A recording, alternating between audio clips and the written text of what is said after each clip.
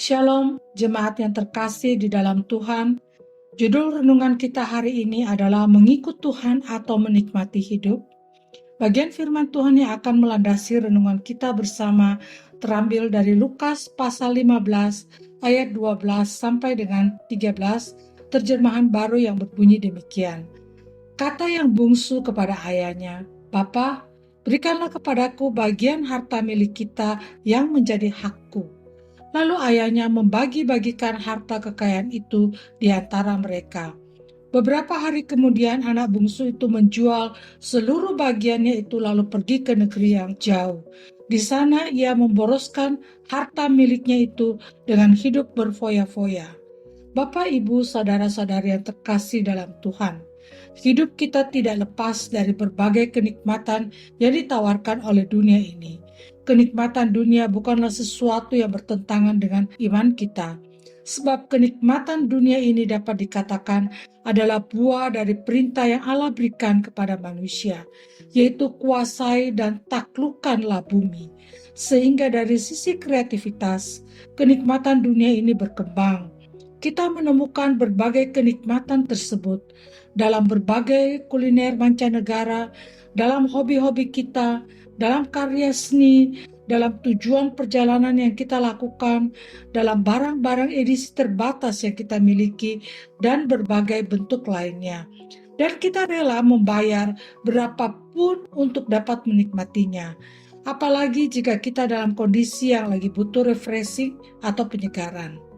Meskipun kenikmatan dunia tidak bertentangan dengan iman percaya kita, tetapi jika fokus hidup kita berada pada kenikmatan dunia, itu adalah tanda bahwa Tuhan yang tadinya menempati posisi pertama dalam hidup kita telah tergantikan oleh kenikmatan dunia. Kita yang tadinya hidup untuk Tuhan menjadi hamba kebenaran telah berubah menjadi hamba dunia yang akan menggunakan cara apapun untuk memuaskan tuntutan kedagingan kita terhadap kenikmatan dunia. Dan kita tahu itu adalah dosa di hadapan Tuhan. Salah satu contoh dalam perjanjian baru berkaitan dengan kenikmatan hidup ini ada dalam pengajaran yang Yesus sampaikan dalam Lukas pasal 15 ayat 11 hingga 32, yaitu tentang anak yang hilang. Dalam pengajaran itu disampaikan bahwa ada seorang ayah memiliki 2 orang anak laki-laki. Anak bungsu meminta warisannya, padahal ayahnya masih hidup dan sehat. Kemudian ia pergi ke tempat yang jauh, ke tempat di mana ia dapat menikmati hidup dan menghambur-hamburkan harta warisannya.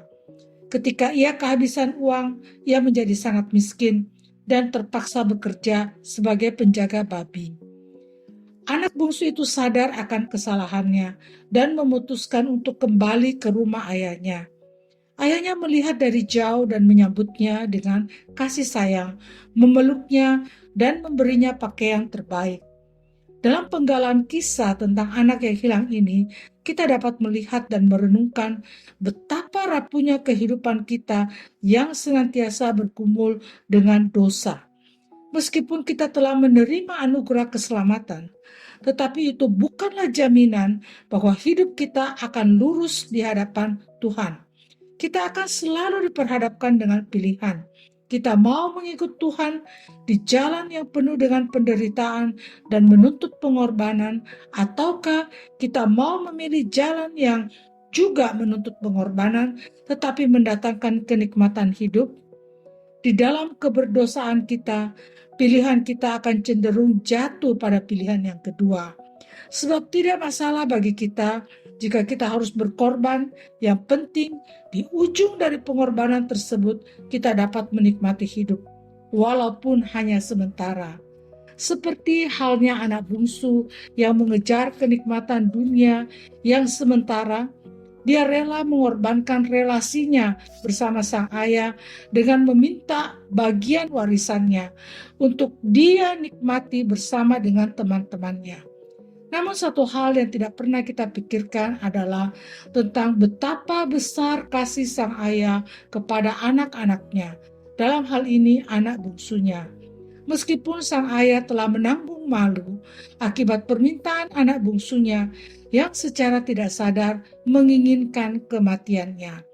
Tetapi ketika anak itu kembali kepadanya dan mengaku telah berdosa terhadap surga dan terhadap dirinya, sang ayah kembali menerimanya.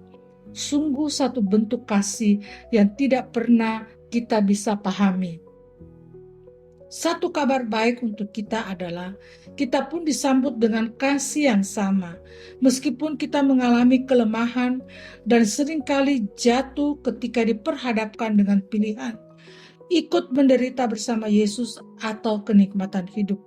Dan tidak sedikit dari kita yang memilih untuk menikmati hidup ketika kita sungguh-sungguh berbalik kepada Tuhan.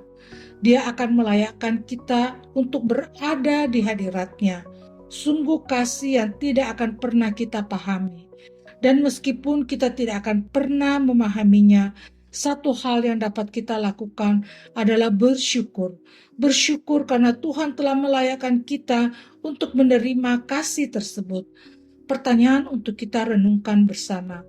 Seberapa sering kita diperhadapkan dengan pilihan untuk mengikuti Tuhan atau menikmati hidup dan kita memilih untuk mengikut Tuhan?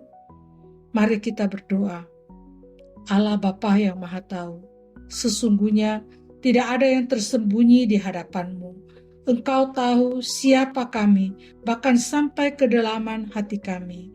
Engkau tahu betapa kami berjuang melawan godaan untuk memilih kenikmatan dunia. Dan Engkau tahu betapa lemahnya kami.